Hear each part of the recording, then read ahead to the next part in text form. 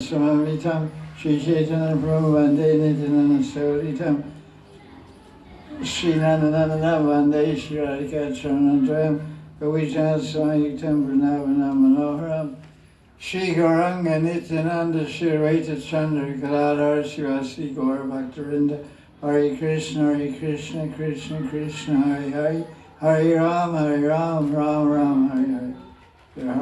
You should smile, your heart should smile, your mind should smile when you chant Hare Krishna. That's a beautiful instruction. So this is Sunday Satsang, January something. 5. January 5th, January 5, 2025. 2025 is 2 and 2 is 4 and 5. It's a 9 year. It's a 9 years. So anybody 3, 6, 9 people will have good fortune because 9 and 3 and 6 are all related. Anyways, first part of the class is Guru Tattva Nectar, reading from our notebook about Guru Tattva, and it talks about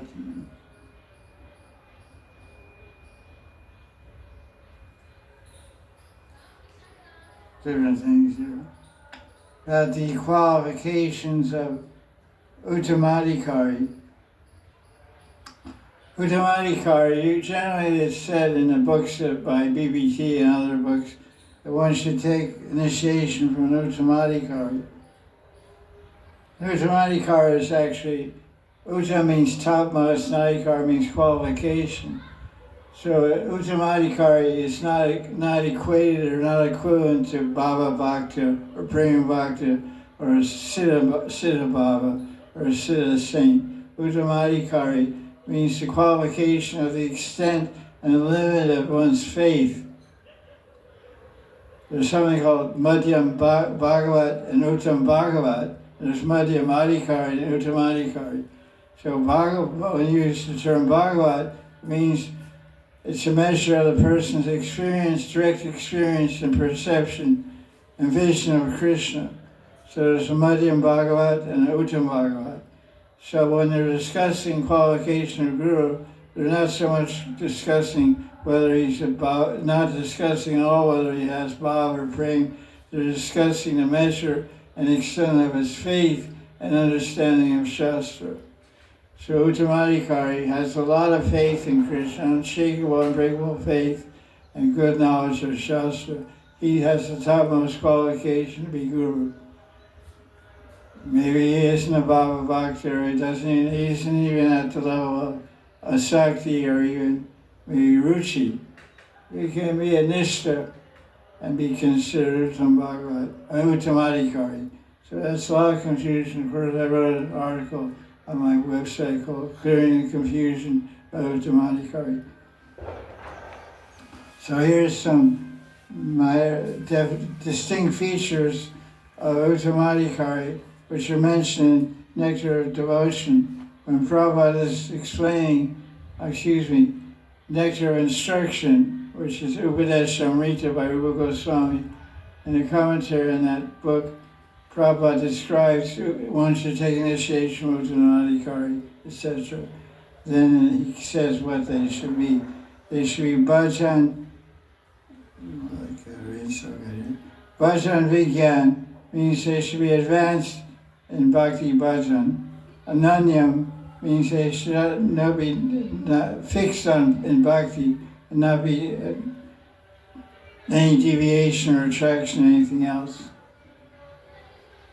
Anya Ninda Adi Shunya Ridam, whose heart is completely devoid of the tendency to blaspheme others. Prabhupada's translation of this Anya Ninda, of course, Sadhu Ninda. Ninda means offense or blessing. Adi Shunya means empty.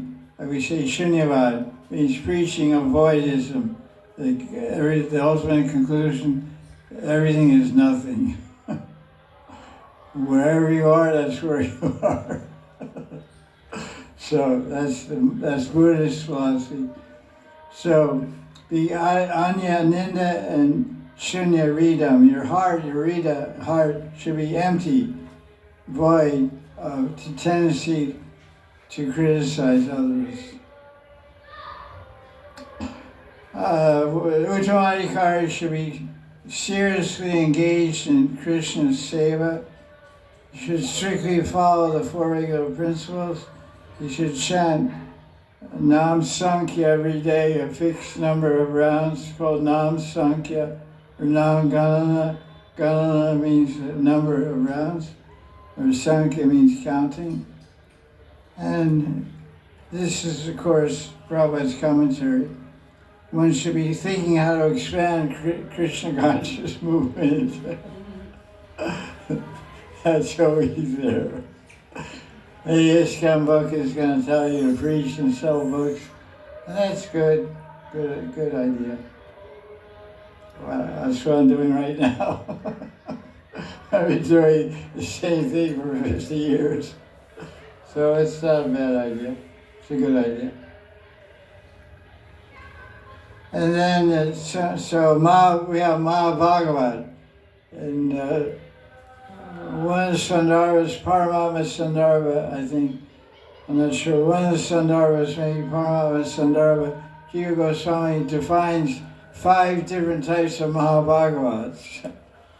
And I can't remember all the minute details, but a Mahabhagavat, as I mentioned earlier, is a very great advanced devotee, has staunch faith, full knowledge of scripture, a good experience of Krishna, some darshan or some kind of profound experience of directly perceiving and seeing Krishna. So the question we ask, can a Mahabhagavat fall down? And the answer is yes. And the answer is in Adi Leela Chaitanya Charitamrita, chapter 7, verse 10. It says, there's a verse there in Bengali. It says, Mayavadi Vashya Shunya Sarva Sunila Hai Sarvanash. Sarva Bhakti Nash. Oh, Bhakti. You may we still have your big house and Ferrari, but you won't have any bhakti. You said Sarvanash, I mean everything's lost. Your wife, your kids, your house, your Ferrari. So it says Mayavadi Vashya Shunye Sarva Bhakti Nash. If you hear the commentary on Mayavad philosophy, Bhashya means commentary. And the main commentary that's propagated in India, in Hindi and Sanskrit, it's called Shariraka Bhashya by Adi Shankaracharya, who's an Advaitin. So if you hear that commentary, you'll become an Advaitin. You'll run away from that coward way and stop stealing yogurt and butter and start eating dry oil cakes. Which they feed the cows, the green stuff. When they make mustard oil, they put the seeds through a machine. Out comes mustard oil, one side. It's like, we have 2 sides.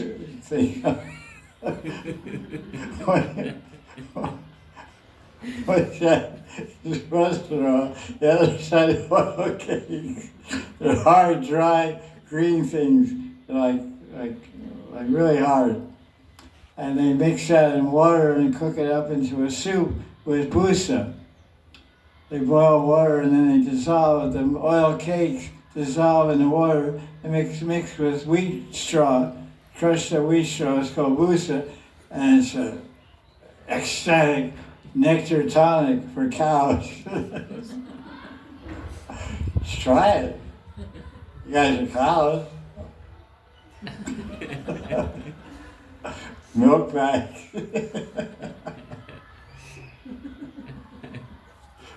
Feed the cow. Okay. Save Chris a lot of money. Boost it all. Okay. Put some money on it also. He died. Try it out. With your doctor's permission. In the Bhagavatam, 5th canto, chapter 18, verse 4, the commentary says by Srila Prabhupada, liberated soul.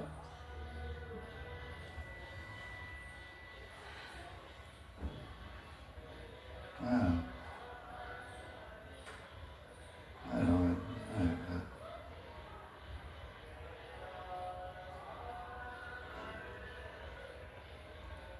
Yeah, liberated soul, so it does make sense actually. I'm not going to read it.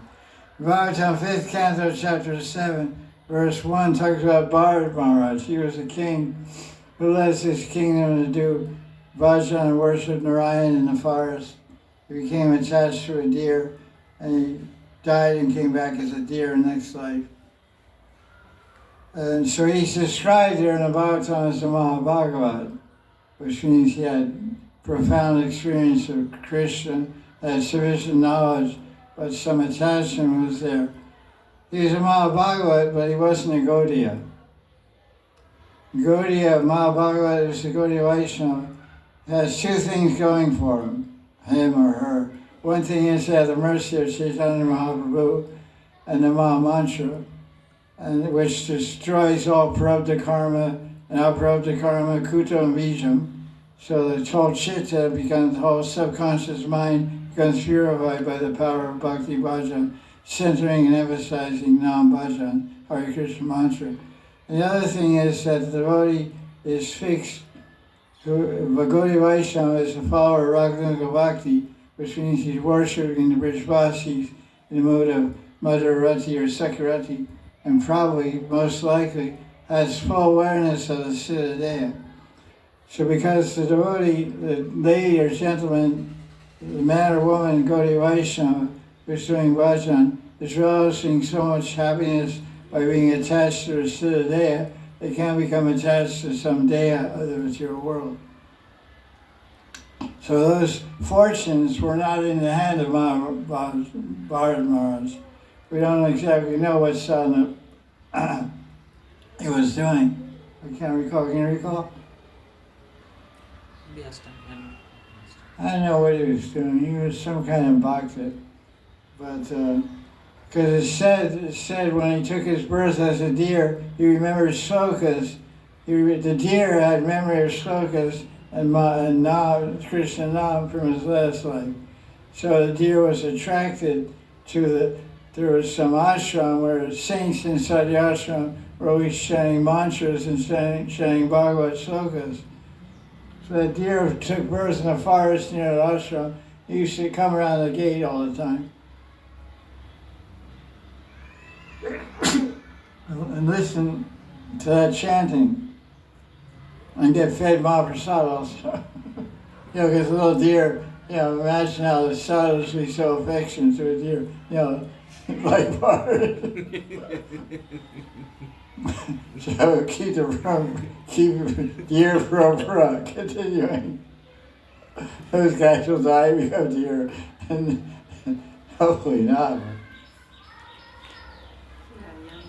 That's the example. So the idea is, and then the question we ask, can one become a guru if he's not uttamadhikari?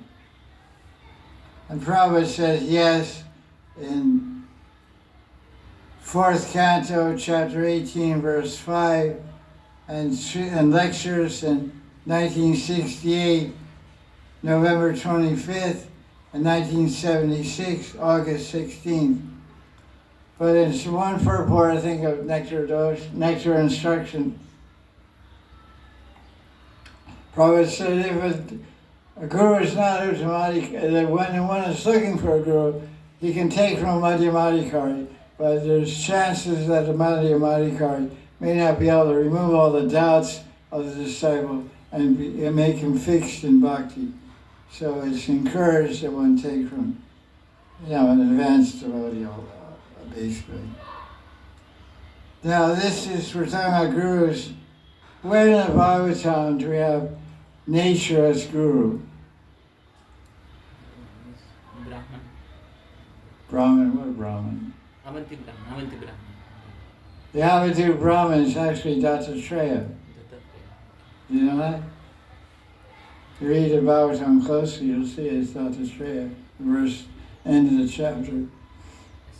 It's Dattatreya.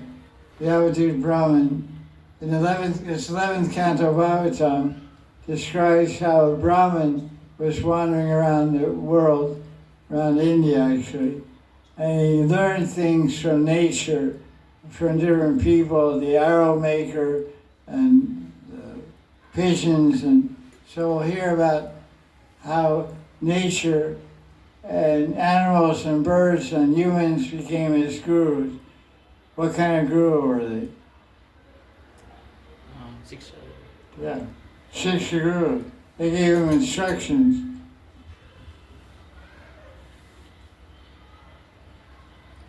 In the 1960s, in America, and it was spread to Europe and everywhere around the world, basically, all the young people that were in like 18 or 16 to 25, they learned from their gurus.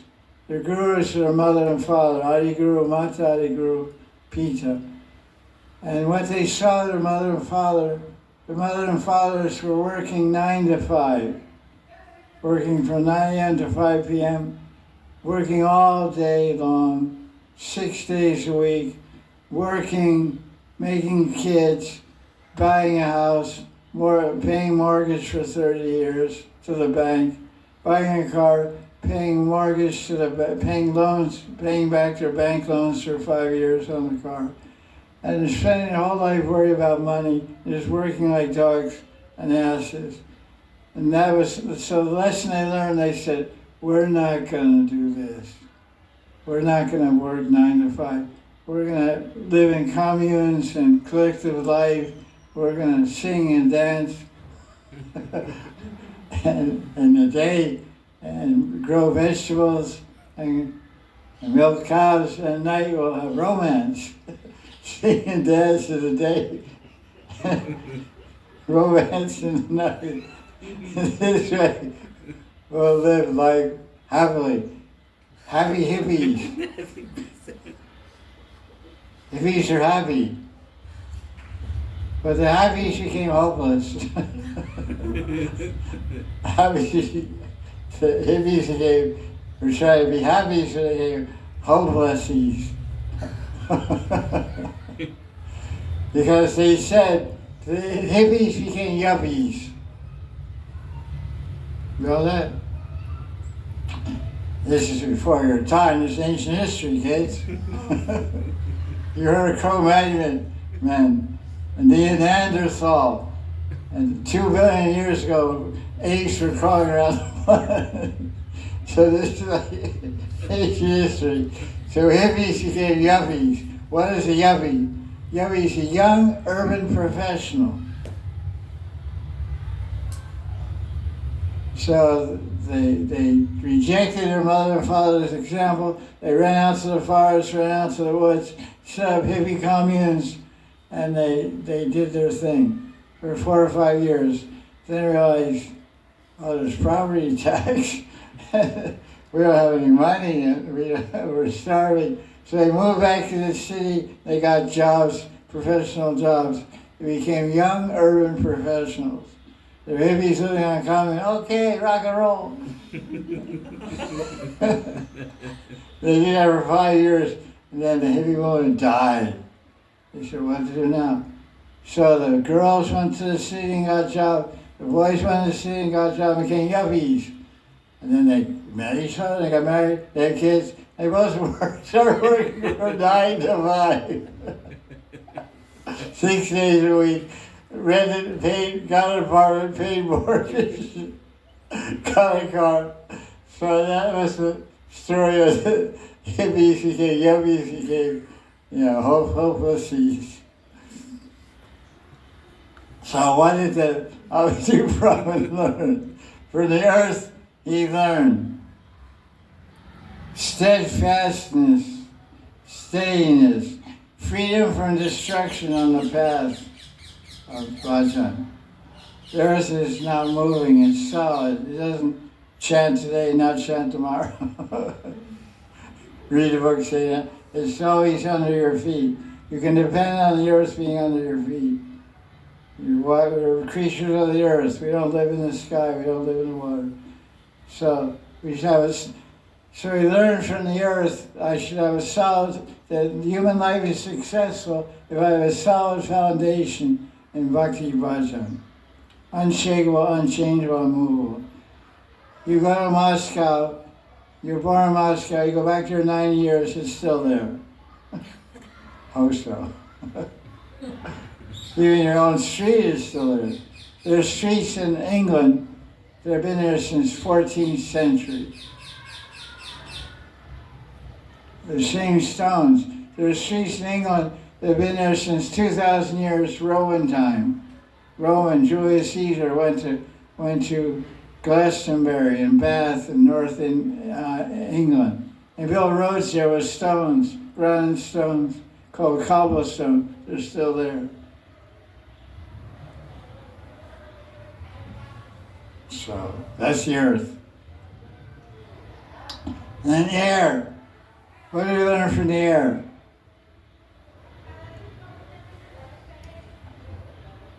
Be free from entanglements. The air is moving here and there. It's not entangled, not attached to anything. Renounce. Tyaga. Yeah. Okay. Not attached. So you're following the air god or what? Well, that's air. Now sky. What's sky? What's air in Sanskrit? Akash. Or come. Akash. Vayu. Vayu, sky. Wind. Sky. Air. Sky. Sky is Akash. Air is Vayu. Yes. You learn from sky, freedom from contact with material nature, all pervasiveness.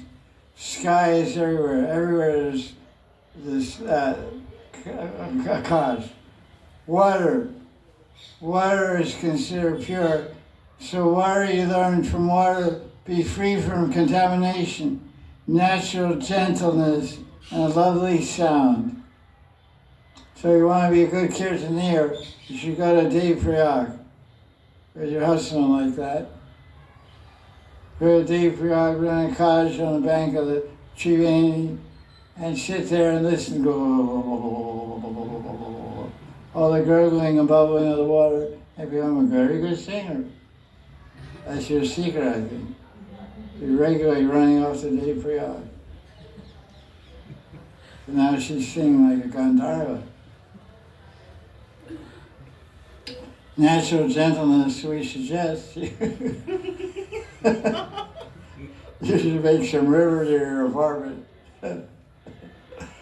Okay, 5, fire. What do you learn from fire? Penance. Burning up of contaminated substances, concealed appearances. What do you mean learn from the moon? Oh, mind. Yeah, that's true. You learn, your mind gets so cool you lose your pearl ring. which controls the moon. You're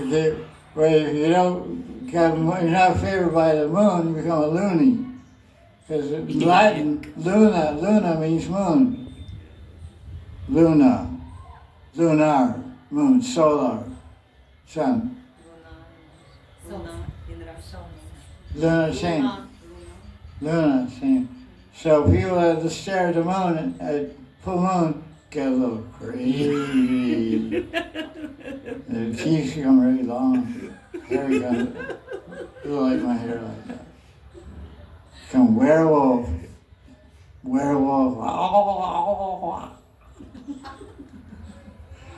So they're called loony.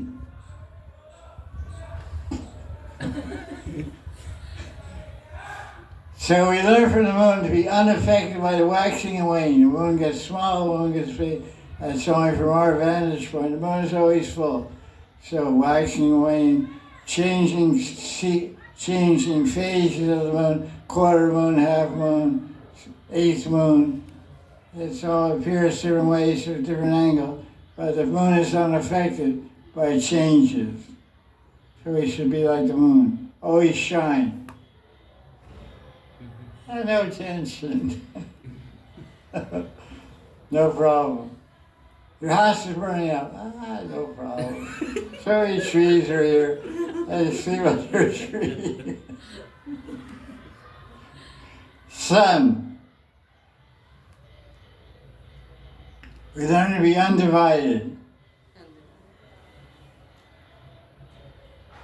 It's always shining full on.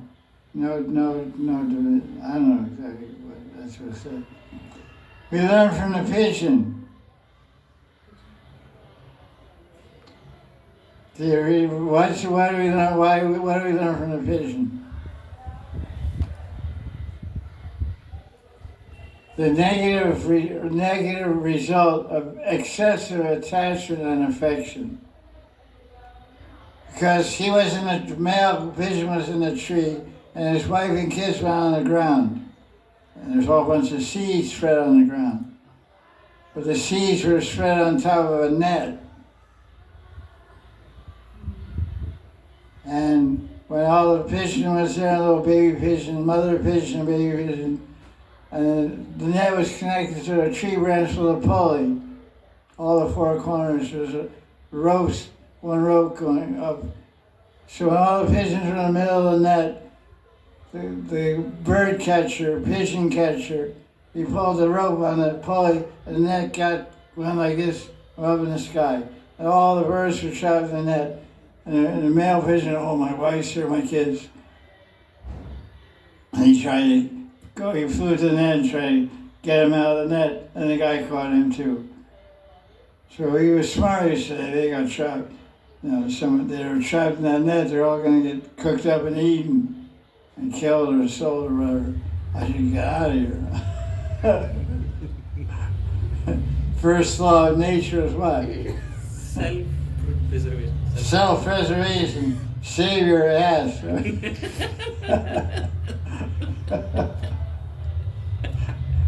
Run for the hills, as we say. Get going, man. So pigeon, they're called bird brain. We have an expression in America, if someone's like a little dumb, say, what do you think of sound? That bird brain. Bird has got a small head, a small brain. So you shouldn't be like a pigeon. Show excessive affection and concern. Python, what does a python do? It stays and it will wait for food to come to it. It's ajikal vritti. It will not go and hunt. It waits. Python just sits on the path and waits for somebody to come and wraps around the guy, embraces the guy and eats him. It's kind of like marriage, you know. You embrace a man or woman, you get eaten. So marriage is like python life.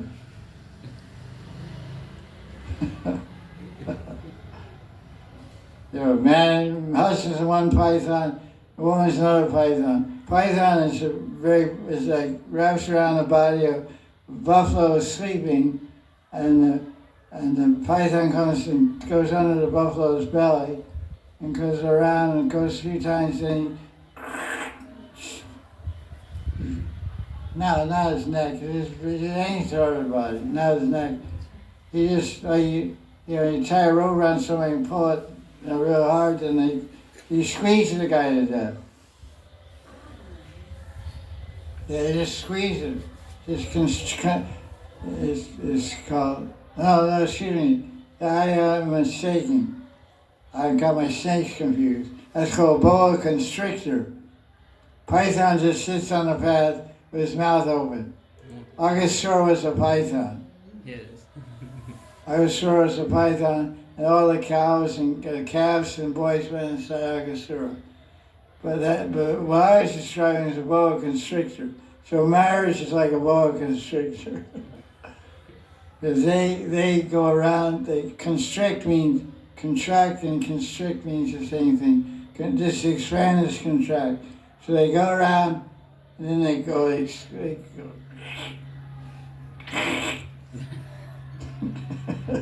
All there is crack. Right your knuckles. Then each guy. So I had to distinguish. Boa constrictor. You can find them in the Amazon jungle, South America. You go see one. Yes.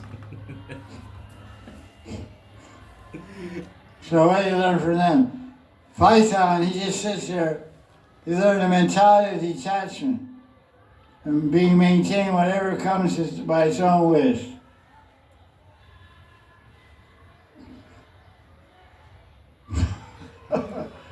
So you make it a little thin. I wonder why you got rid of mine. It was funny. It was Eindrag's way. He used to do different austerities. So one time he said, if I don't get some revelation from Prabhupada, I said that I'm not going to eat until I get some. I'm going to go fasting. I'm not going to eat unless somebody brings me some food. So he was in his room. He was fasting like that. But he told some people this.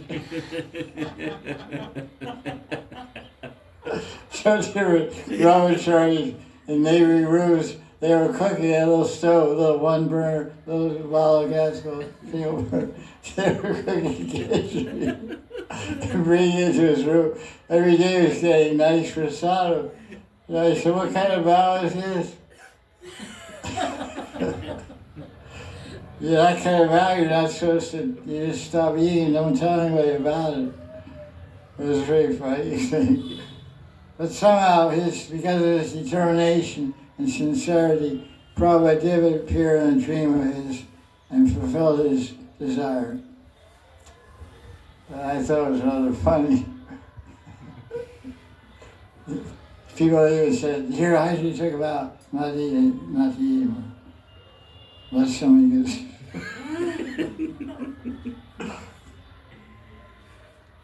What do you learn from the moth? The moth is like a butterfly type thing. Don't be attracted to glaring enticement. So don't be attracted to the glitter of Maya. Maya glitters and shines and sparkles in different ways. Entices you. Entices means attracts you. What do you learn from the honeybee? Because see the moth, what happens to the moth? Goes into the fire and burns it. Why? Because he's enticed by the dancing flames, he's attracted. So what do honeybees? What do you learn from honeybees? What do honeybees do? They go in lotus flower and sleep in the night. No.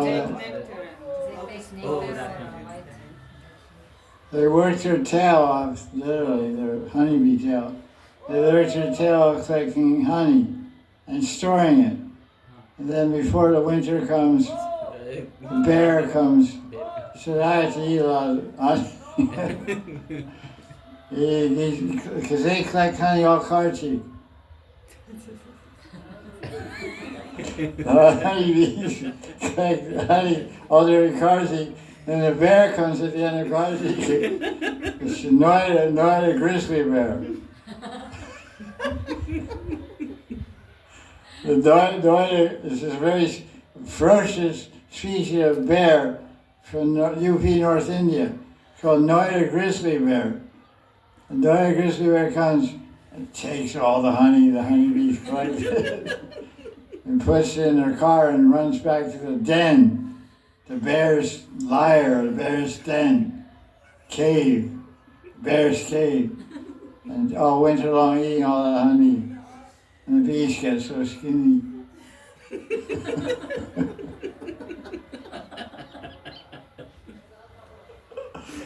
So we learn for the bee, don't hoard, don't stash up for the future. Okay. So that's 10th guru is the ocean. So thousands of rivers, powerful rivers, the Nile, the Amazon, the Danube, the Ganga, so many great, what is a big river in Russia? Krishna River. Volga. Volga. Volga. Volga? Volga. Volga. No. Volga. Volga, like Volvo. Volga. Yes. Yeah, right, Volga. I know a girl named Volga. I think it's longest.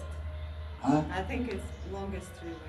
Yeah, Russia's a big, huge country. That's the biggest country in the world. Everywhere Goes from North Pole to South Pole or something. Yeah, Volga's a big river. Nile, Volga, Amazon, Ganga.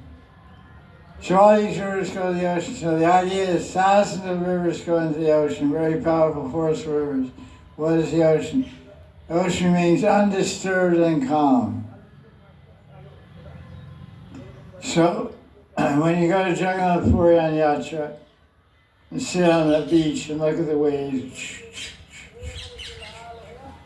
it's a good way to become calm and peaceful. People sail, so also the sound waves.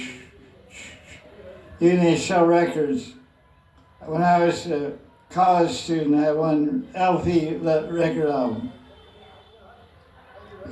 One side was chirping birds, the other side was ocean waves. So in the morning you put on chirping birds, and you wake up. And in the evening you put on the other side, and little waves breaking.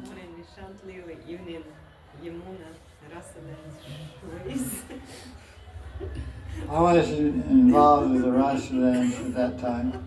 Not Krishna's Rasa dance. It wasn't Yamuna either. But there was something like that going on.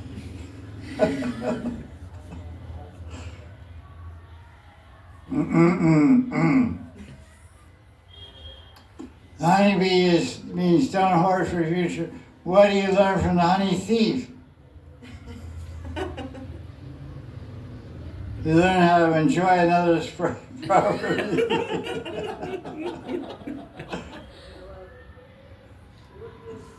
What do you learn from the elephant? What do you learn from the elephant? It gets trapped because of attraction to cheer. So the moth can't control his vision, his eyes. He gets trapped. The bee can't control his sense of smell. He gets trapped in the lotus. He goes in the lotus, smells the flower, drinks the nectar, and the flower closes at night. He gets trapped and dies. So he can't control his nose, so his nose kills him. You can't control your eyes kill you. And fish, there's a verse like this from Puranas or Upanishads. The fish can't control its sense of taste. Some people can't control their tongue. So the tongue can kill you if you don't control it. So the fish that has a full meal, but he sees a hook with a little worm dangling on the hook, fisherman's hook, and he's always hungry, always wants to satisfy his tongue. He bites the hook and gets trapped and gets killed. So that's taste, tongue. So the deer, Mega, he likes to hear music. So Hunter plays the flute, and the deer comes out, and he's hiding away in the deep forest. Hunter can't find him, can't see him, especially a black deer. Black deer has black fur. So they're very rare and they're very desirable skin for rugs and stuff, black deer. So the guy plays the flute in a clear area outside the forest. And because of the ears, the deer gets killed because he doesn't control his ears. So nose, tongue, eyes, ears. What's left? Skin. Touch. Touch. So the elephant likes to touch his girlfriend.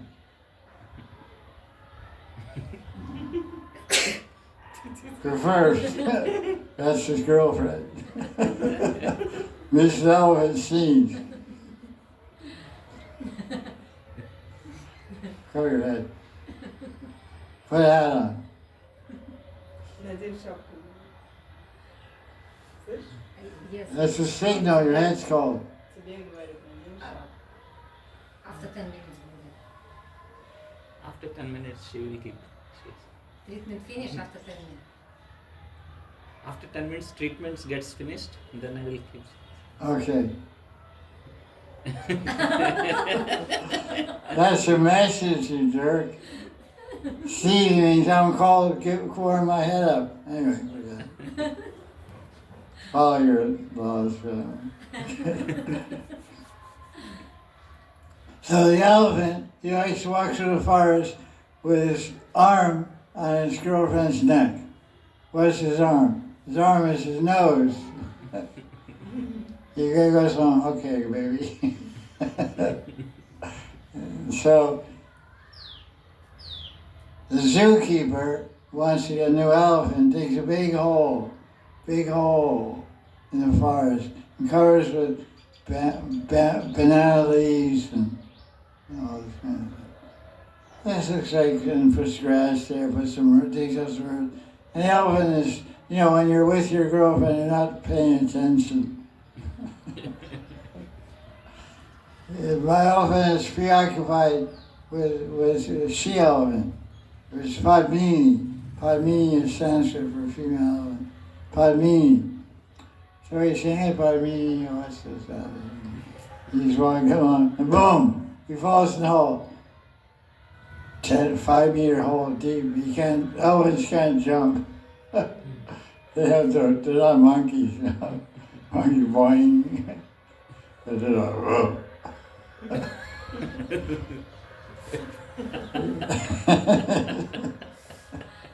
This elephant looks out. He says, hey, can you help me? What can I do, man? You're stuck in the hole, man.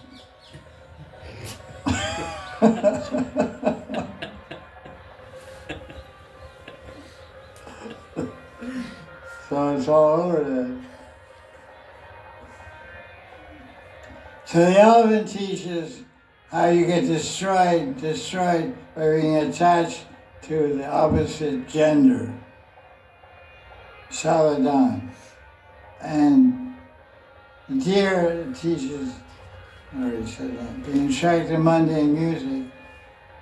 The fish gets death because it's attached to taste. What does a prostitute teach? Bilwa mantra. Huh? Particular lady or in general? Any prostitute, there's something to be learned from the life of a prostitute. Chastity. We have to be chaste. He's not teaching that. Sorry about that. Sati is not a prostitute. It's a very good lesson. The prostitute teaches hope for sense gratification is the root cause of misery. Because she stands outside her bedroom or out on the street showing her body to passers-by. Someone will get attracted and ask her how much, and then they make a deal, and then she goes inside and does her work. But she may stand all night, no one engages her, she makes no money. She's hoping that someone will come and she'll enjoy and he'll enjoy and she'll get paid for it.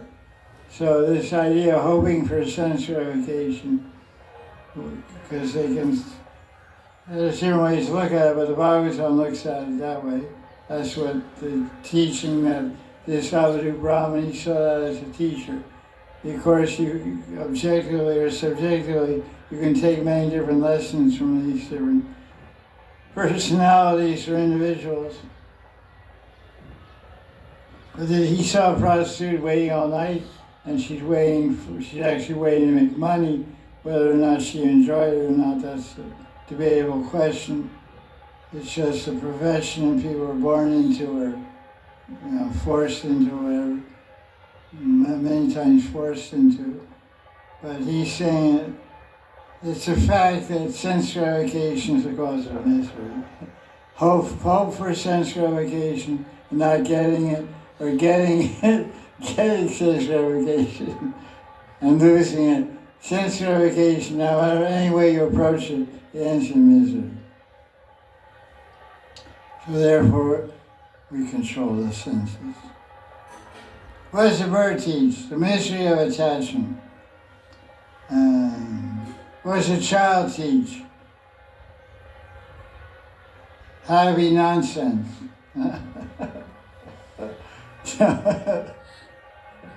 You know better. It teaches how to be free from anxiety. That's pretty good.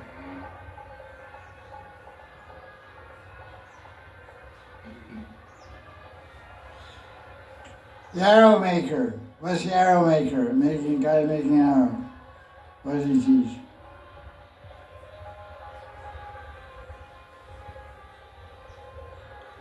Concentration and service. Absorption and seva. The guy's making arrow, he's filing, he has to sharpen the point. And if he's inattentive, he slips with the file, cut his finger off. He's filing the arrow, the iron arrow, he's filing it to make it very sharp, razor sharp. And he has to be very concentrated. So he's absorbed in his seva, not distracted. And the analogy was that the king's procession was passing by. The king of the region. They were playing big drums like that wedding we saw at Pishima temple. Big drums, big steel drums, and guys jumping around like monkeys playing drums. Drum was like a meter and a half long, 1 meter wide. It was a big piece of steel, aluminum or something. Some funky drum, I don't know, homemade drum, some tin can or something with skin on it. Boom, and they were jumping around like crazy.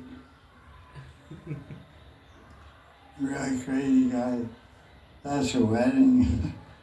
So, the arrow maker teaches that. What does the snake teach?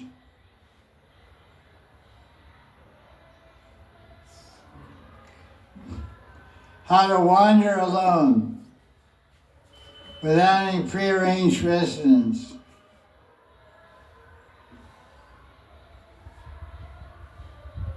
What does the spider represent?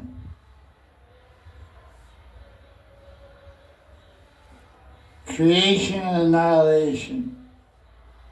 From its body, he has inside his body has a bunch of spider webs. And it comes out, it makes a web, then somebody he pulls it back, winds it up. You see a spider, you haven't studied spiders, they go on the ceiling and they stick the sticky stuff, they stick it and they drop, hang glide. I was studying sometime, I'm reading, all of a sudden I see a spider hanging. That's a pretty good trick. Then I touch the spider, I go like this, I'm playful. So he goes up, he has the built-in ladder. The ladder comes out of his belly, and he climbs up, and he goes over there,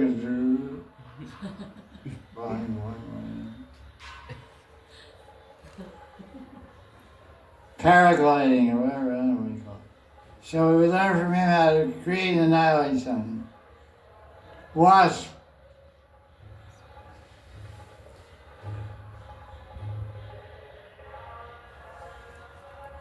I don't know.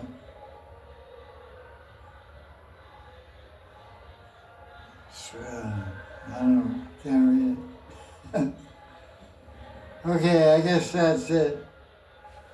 Should we more? Yeah, because it's a pretty small group here. I'll read some more. This is what I was going to read for. I was going to read this for the Tirva Utsav lecture, but I decided, heck, I'll just speak whatever comes to my mind. I just spoke. I bought this notebook, but I didn't read it, but I'll read it today. And one of my most respected friends made a comment on the Facebook. His name is Stephen Knapp. His initiating name is Sri Nanda Nandana. And he wrote about 60 books in English. Heart of Hinduism and Secret Teaching of the Vedas. He stayed at one Kartik about 10 years ago. Stayed upstairs for 1 month. In 2012, actually. 12 years ago. I wanted him to come to experience Kartik.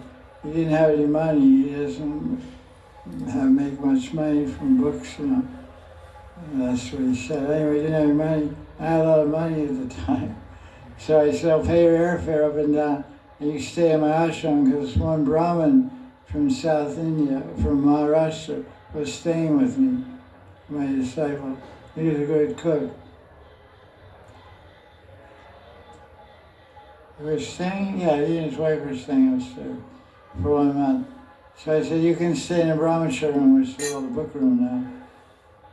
I'll pay for your airfare, so it was about 50,000 rupees or something. So I paid for his airfare, he spent Kartik. Really nice story, really, really nice. Very learned, very humble. He wrote like 50 books or something, so many books. And so he wrote a comment, he said, nice lecture. So I sent him a private message, said, thank you for your kindness. So this is about relation of the Chaitya Guru and the Diksha Guru. Krishna is called the Chaitya Guru, the spiritual master within the heart, and the physical external spiritual master is the mercy of Krishna. Krishna sees when someone is sincere, and then he gives that sincere person spiritual master.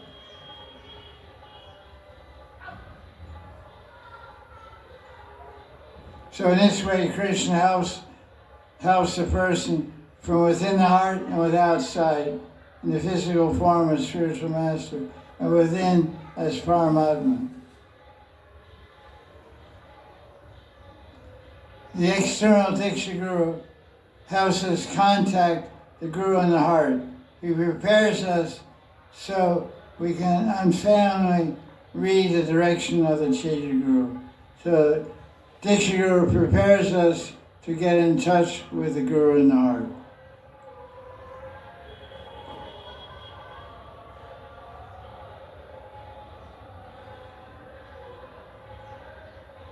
Spiritual life begins with directions coming from Krishna in the heart in a raw way, which acts to draw us to the Diksha Guru. This help from the Chaitya Guru is not very clear or systematic. But we feel, yes, with the help of Chaitya Guru, my internal hankering for spiritual life has been satisfied because I met a guru, external Diksha Guru. Then with the help of the Diksha Guru, we find clear direction in our spiritual progress. By the help of the Diksha Guru, our ability to hear, perceive, and understand the direction from the Guru in the heart becomes more clear and skillfully developed. As we get more directly in touch with the Chaitya Guru, what's Chaitya Guru? Paramatma, Guru in the heart. We become cleansed of different ideas and mixed up. The mixed up ideas mixed with yoga, jnana, and karma. And so many different conditionings. The Chaitya Guru gives us more attachment and strength to follow the Diksha Guru. In this way, the Chaitya Guru and Diksha Guru help each other. Sometimes after accepting a Diksha Guru, the Chaitya Guru again becomes covered.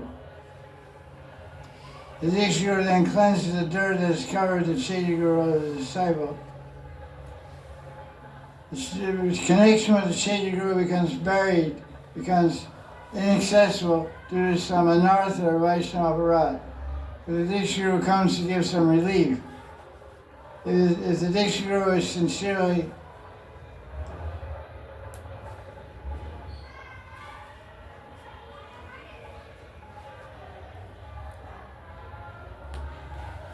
the Diksha Guru will explain the temporary nature of any connection with material energy and how trivial, minor material attachments really are.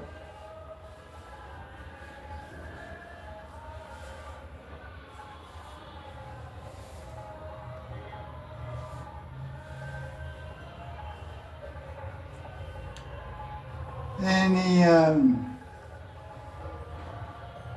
we all charged up now? Okay, good.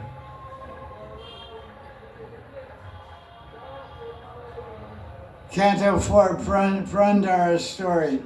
King Purandara's, what's it called? Allegorical. Allegorical story. Yeah. Allegorical. Prabhupada says, when the spiritual master leaves the planet, the Super Soul Paramatma manifests himself before a sincere disciple to give him instruction. What does that mean? Paramatma means Chaitya Guru. Externally, the Paramatma appears as Diksha Guru, internally as Chaitya Guru. The instruction of the Paramatma should be the same as the instructions of the Diksha Guru.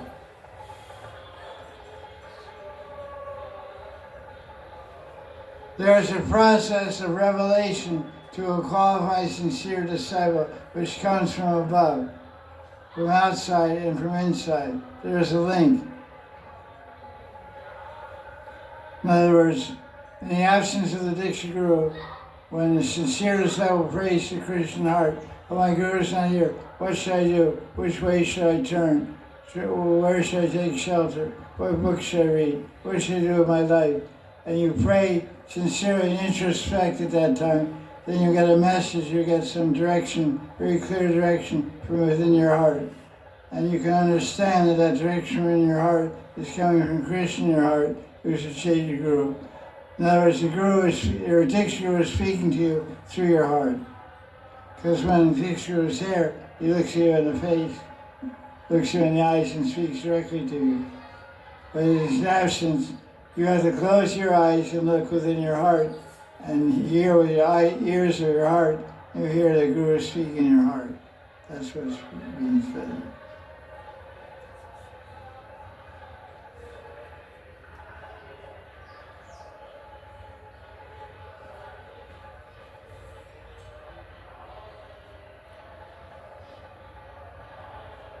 You may accept the Chaitya Guru and the Diksha Guru as one and the same. The inner voice, which one may detect according to the purity of one's consciousness.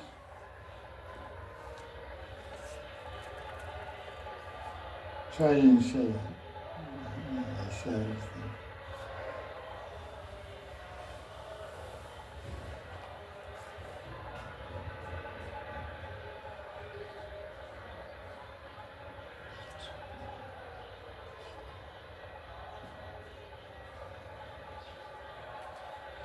For most devotees, the external Guru, Diksha Guru, is indispensable. But for one who is advanced in spiritual consciousness, one can receive dictation from the Chaitya Guru inner voice. And also, from above, he can take instruction. Sometimes spiritual instruction comes in a dream or from some saints or from another Vaishnava.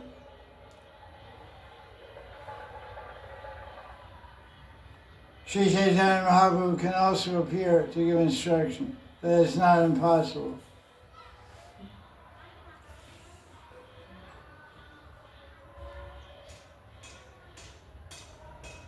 I don't know what this is all about. 1967 in January, Srila Prabhupada, founder of ISKCON, had a severe heart attack in New York City, and he thought he may die. But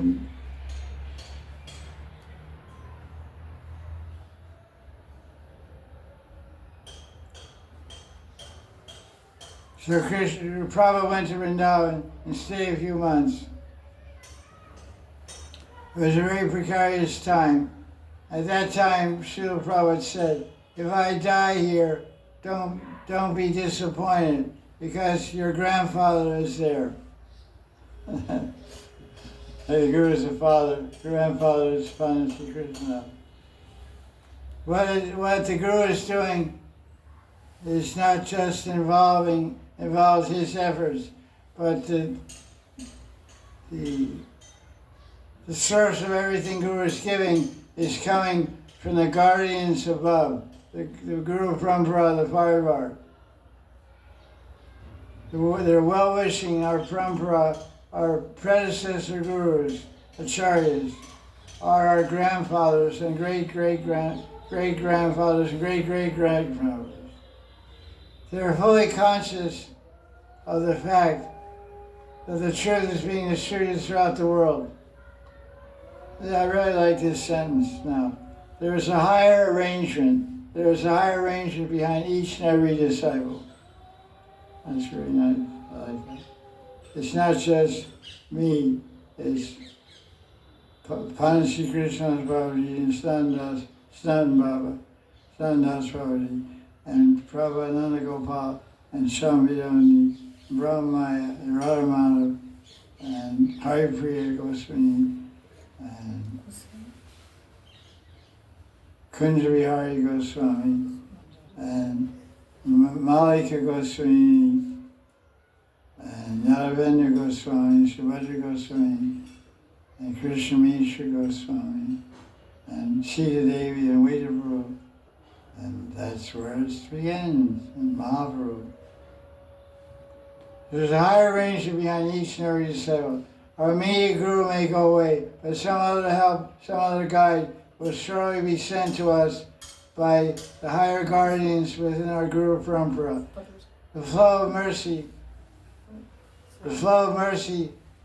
to the disciple will continue. The Guru coming into a particular disciple's life is not a chance idea. It's not an accidental event.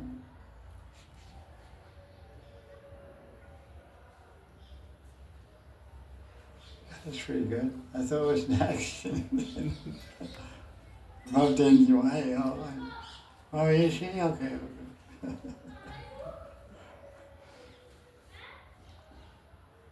Now, there's a lot of quotes here.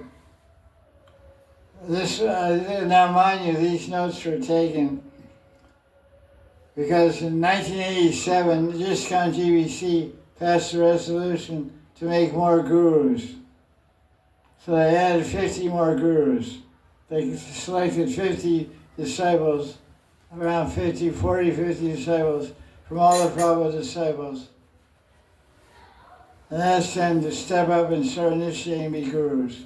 And then they had to come for a review for GBC and Mayapur, and they were accepted or rejected and made official rubber stamp gurus by GBC arrangement. So I was one of those people, and I didn't do any initiating for 15 years. So 2002.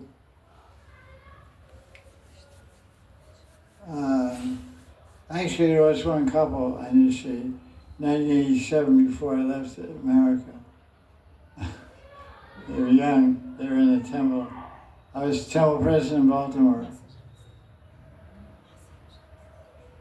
And they were young, and they had a young son.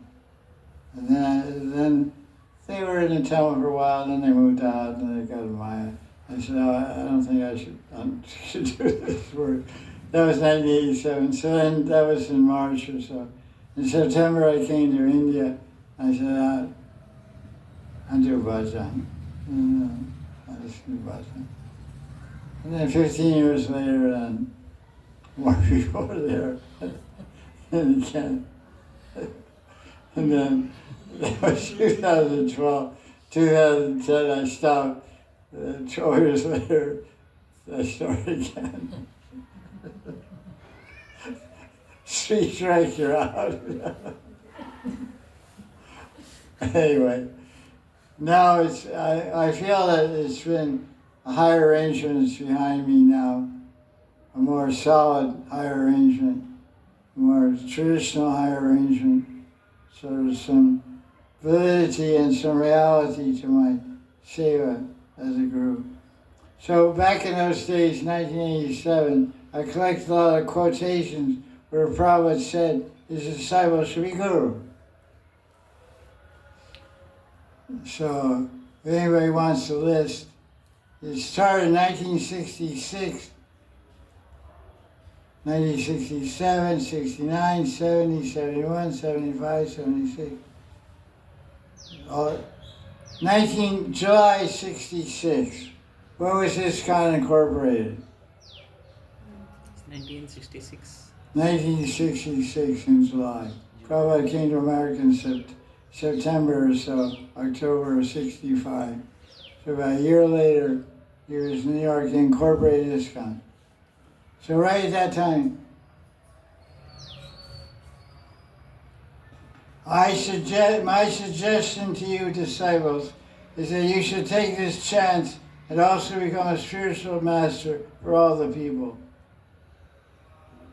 And then a year later, in August, he said, everyone should become spiritual master, provided he knows the science of Krishna.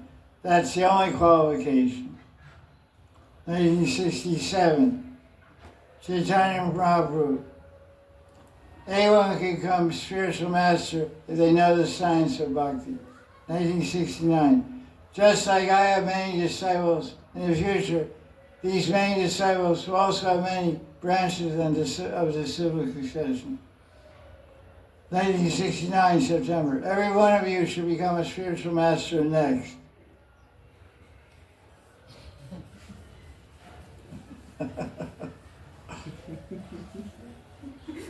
In 2025, here they said, you should become spiritual master next, every one of you.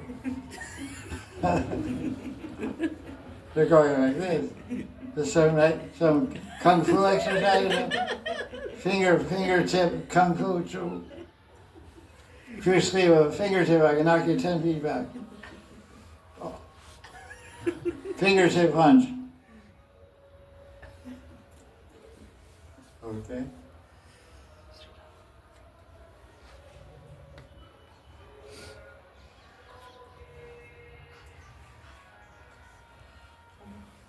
In 1970, if a person is a Vaishnava devotee of Krishna, even born from a family of Chandala, he can become a spiritual master.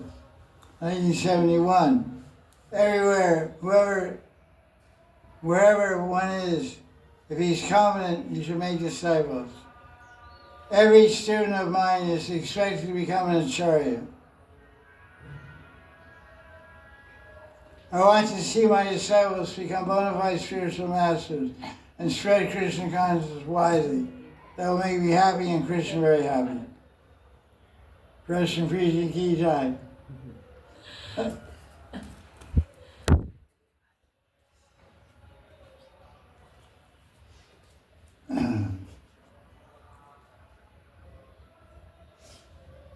By reading Shastra, you cannot understand. In order to understand spiritual subjects, you must go to the Guru.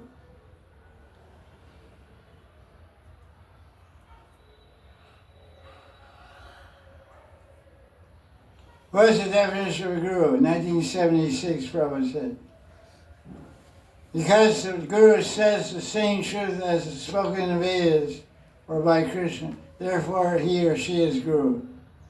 He doesn't make up any changed whimsical thing. Therefore, he's Guru. That's the definition. It's very simple.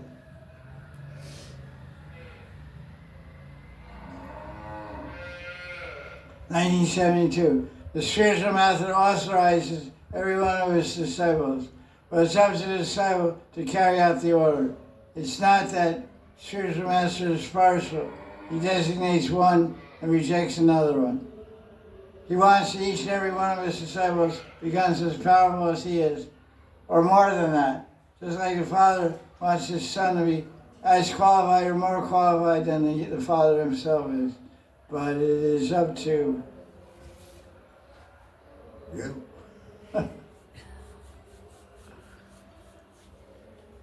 Sripad Muralika, Her Divine Grace, HDG. Kalakar. It's Kalakar. Yeah, Kalakara. Kalakara. Sangeet Visharad. That's the term. Sangeet Visharad means expert in Sangeet. Benares University, class of 2029. Degree in Veena playing.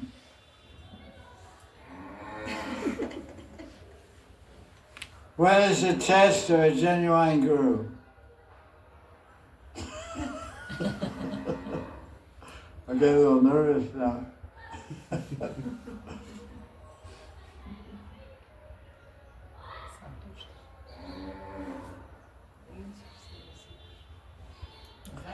The test of a genuine guru is, by following his instructions, you become free from anxiety. Nitai Gaur Premanandi Yada Yada Jai Jai Shri Radhe. Chant be happy. Chant be.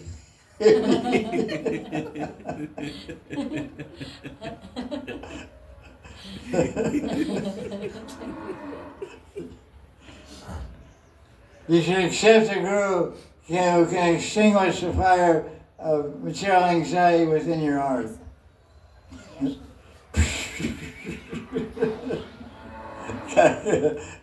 Fire anxiety.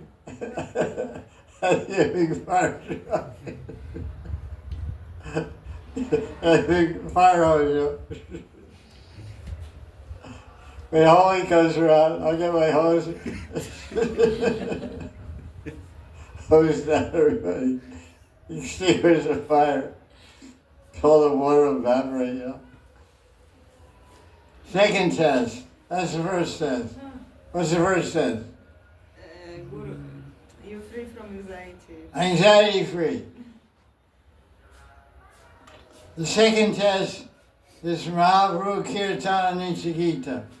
Guru is always engaged in glorifying Chaitanya Mahaprabhu and Radha Krishna, chanting Hare Krishna and dancing.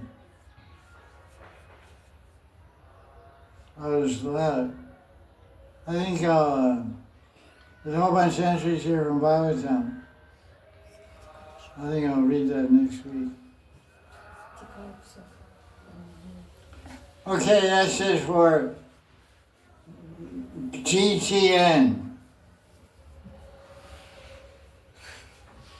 Guru Tattva Nectar. Jai Jai Shri Radhe.